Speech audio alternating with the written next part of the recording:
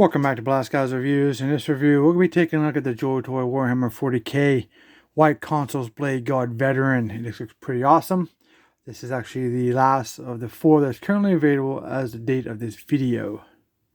This is the packaging it comes in. Looks pretty cool. Pretty much what we're used to seeing. Loving the White Consuls logo there on the top. Here's the back of the packaging, sending some product images of the figure and everything that you get. There's the top of the box. There's the bottom of the box. Side of the box. Other side of the box. Alright, so let's get him out of packaging and check him out. Here he is inside the clamshell. And here he is free from the packaging. It looks pretty awesome. I think he's going to match up with the other 3 pretty nicely so far. So let's go take a look at him. We have that really cool Bladeguard veteran helmet. It looks fantastic with the red metallic eyes. There's some trim around it in silver. Nice black vent there, some silver on this side. The overall white of the whole figure has a dirty wash over. I think they did a good job capturing the color. Some of the back of the helmet there. Here's this plate on the front. Nicely done, a lot of details, some silver studs. Pauldron's got the gold trim around. This is just like tampoed on. Here's the White Consuls logo, just tampoed on. We have the skull and wings on the front, some silver studs throughout the chest. Some nice sculpting here. This off dirty white, almost like a tannish robe. It's a very soft vinyl. We have a pouch on the front, cross on a chain. Of course, his sword sleeve with the brown strap. Nice detailing with the overall buckles here. And then there's the sword sleeve with the skull and a bomb down in gold with some spikes. This kind of gives you like a armor, like a knight feel here with this plate here on his arm. The back here, you see some of the overall silver there with the 2 holes for his power pack. Loving this gauntlet here, it looks fantastic. Pretty cool. Turn that around. The back of the leg, it's not much to see, a couple of silver dots that we used to see in there. There's a butt plate. Underneath here, basic same armor. We do have the iron skull here on his knee. That is a 3D sculpted piece. That is not tampoed on or a sticker, whatever you want to, you're thinking it is, with the black eyes. The gold trim on the knee pads. Looks pretty cool with those big old feet. Awesome. Awesome looking figure. So for articulation of this figure, if you're interested in, here's the top of it. Not too bad. The circles, the dome part here, it's not getting too bad. They're getting smaller maybe. Just side to side, front and back. It rotates all the way around. Pretty cool. Arms on a ball joint to rotate 360. Bicep cut. Double jointed elbows. The wrist swivel 360. Up and down. In and out. All the way around. And in between. The chest here mirrors the top. And then you have the waist swivel here 360 all the way around. Pretty good. Splits not too good on this guy. Too much going on. Maybe that way. This leg does not want to go forward at all because of all the gear that's kind of in its way. Thigh swivel, double jointed knees. If you do pivot down and up, side to side, and the toe articulation up there.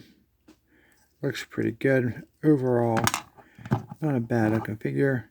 And if you haven't already noticed or don't know from the past, a lot of stuff on this belt here is removable. You can see I just pulled it off. They actually have a pig here on this panel. It's pretty cool. And there's a spot here for something else. I guess it's included. You can actually move these around however you see fit, what you like wear. So that's pretty cool. Got a little bit of customization there. So yeah, nice looking figure. Nice option. A little mod. You can mod it a little bit. Obviously, as is, but you can paint it and do whatever you want to. But as is, you can move around the accessories at least. Okay, for the accessories, they have alternate head sculpt. It's pretty good. We've seen this head before. I'll show you in a second. But this is actually, they did a pretty good job. They painted the hair and beard black on this one, so it gives you some difference. Some service studs there. Part of the helmet on the back. Nicely detailed. And all you gotta do, let's see if we can do this without knocking the camera over. Oh yeah, pop off the helmet. Pop this in. I think what's going to happen we're going to get some of that overall space gappage I was talking about on the top. But looking straight on, you really can't tell. It's kind of stiff. Maybe needs to be heated a little bit, but it went on perfectly fine. That's how it looks. But now, like I said, we just seen this before if you watch my other white console videos, and here is the comparison. Basically, we have the same head sculpt, but they kind of changed it because the color basically is it, but it does give you an impression of a different person. A little bit different color paint goes a long way, I guess. So that's pretty cool, huh? Yeah. And I actually think the Bladeguard veterans are taller than the intercessor. Yeah, it's definitely different. Maybe, is that the version? It can't be a version 1 body because it has the straps in the arms. Interesting. As far as the weapons, he does have this nice power sword. The dark gunmetal into the silver here on the tip. The power node. Loving the hilt and stuff on this. Looks pretty cool with the skull and the spikes. Get a maroon type red. Gold ball on the end. And there is a place to keep your sword. Obviously, we took a look at earlier, and it fits relatively nicely right inside there. It looks killer, and it's like it's a perfect fit. So we do have alternate hands we'll take a look at, but just to show you, even on the trigger hand, which I want to leave this hand on because to show you the gun that it comes with. But you can see that he can hold this sword with any hand that has the gripping ability. And the overall articulation in this guy, you can get a pretty close-up hold on that sword. Pretty nice. Nice 90-degree hold there. And then you have the hand that can go up and down, in and out, and all the way around, if you so desire that. So we're going to leave that right there for a second so we can move into our second accessory, or should I say third accessory, if you count the head. And this is awesome. This is so cool.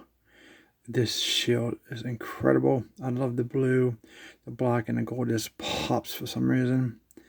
Some dirty painting here. I see a lot of blemishes here in blue paint, but you know what? I'm not going to be that picky because I'm not looking much at it too much. But the power node's in the back at the handle, and this is removable if you so desire for some reason. And of course you can put it if you want it this way or this way. And in this case, I think he holds it better. I don't really remember. I have so many of these things. But it's a beautiful shield. And the hands actually feel quite soft. So you can see I can move those. And this is like the hands on this guy is like perfectly tolerant because I think I like it this way. It's my preference. You can see how I can just put that right on. I have no fear of this breaking because of the tolerances on that hand. I think they look fantastic. And you can see that he can hold that shield quite well. And you know, any position you want. Pretty decent, right? You know, so yeah, that looks pretty sick right there. And it looks good. Since we're getting them all geared up, let's move into the power pack. Pretty decent, basic power pack. It's just with the off-white and dirty, the gunmetal vents. That these do rotate 360 all the way around. If you so desire, some of them are stiff. Some vents on the side, some silver studs throughout. Pretty cool. And they don't jip you on the inside to give you some paint there. Looks good. There's the studs, a nice ring. I'd be very careful with these. They are kind of pricky, and it probably good possibility for a breaking point. So just be caution there. Breaking point here and the studs. Be very careful how you check your diameter of your holes before you enter with your peg. Haha. And you should be okay. Just be very careful. Remember, these are adult collectibles, not for kids.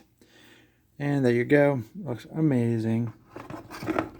There's the back. Looks pretty sick. Love it. I wasn't sure about the white consoles when I first seen them. I was like, I don't know. I got the white scars. I really need these guys, but they look pretty decent. But so I purchased them, and I don't regret my purchase. So I do highly recommend these for you. Alright, if you don't like those hands, you do have another trigger finger hand here. You have a fist hand, and you have another fist hand, so you can go one-on-one with your Emperor's enemies if you want to box them out, and then you have a more tighter gripped hand if you want to use this hand for the sword. And like I said, they are decently tolerant, so no worries there. He does have one more type of accessory. It kind of goes together, so we'll do them together. So he has bolt pistol case here, brown, got a metal handle in it, and here's one without it. They're the same size, they're like identical. You're probably wondering why. Well, because you get the actual pistol here. Very nice, drill through the side, drill through the front. Nice little lever there. And obviously, like how big those cases would have to be if they made them to where you can actually put these in here. That'd be really nice. I love to stow all my stuff on my figure, but I get it. It'd definitely make it look, you know, massive. So that pig hole in the back is for, you know, your gun case or whatever you want to move around. But in this case, since we don't have a pistol in his hand, we're going to want to have the appearance that we have it. So that's how that looks. So if you're using your sword and shield, you can stow your pistol there. Obviously you don't, but and then if you have this in his hand, just do your swappies and you're good to go. So just to show you how well that pistol is held, and it should flow right there. It is, how easy that is, and the finger goes where it's supposed to go. That's what I love about these perfectly tolerant hands, and they can hold those weapons like with a steel grip basically. It don't fall off. Very, very cool. There you go. And then if you want to do that overall appearance, you kind of can just stow your sword away like so. Have your shield out, blocking incoming fire. If you're that skilled, I guess, you can pop this off, pop on this bad boy, and then you have that appearance that you have the pistol drawn, which is pretty cool. You got options. So, and I just knocked the camera. Sorry about that. But there he is, man. You get a lot for this guy. I do highly recommend him. He's very cool. A bunch of hands, all the accessories, extra. The helmet is awesome. And I'm not sure if I can get it to stand up, but the helmet's pretty awesome. There's your pistol case there. Awesome figure, awesome accessories. You do get like, a bunch of stuff, and you also get this stand, which you know, it's not needed. So because they have big feet, and but you can use it if you want, in case you put them on an angle or something. But you got options. Hope you guys liked this review. If you did, don't forget to like, share, and subscribe. Comment down below. Let me know what you think. I'm thinking about throwing a little short video together showing you a comparison of all 4 of them. So don't forget to take a look at that. You don't want to miss some of that. Check out all my Joytoy videos and other stuff. All my shorts, all my videos. You'll love them. Thanks for watching, and we'll see you in our next review.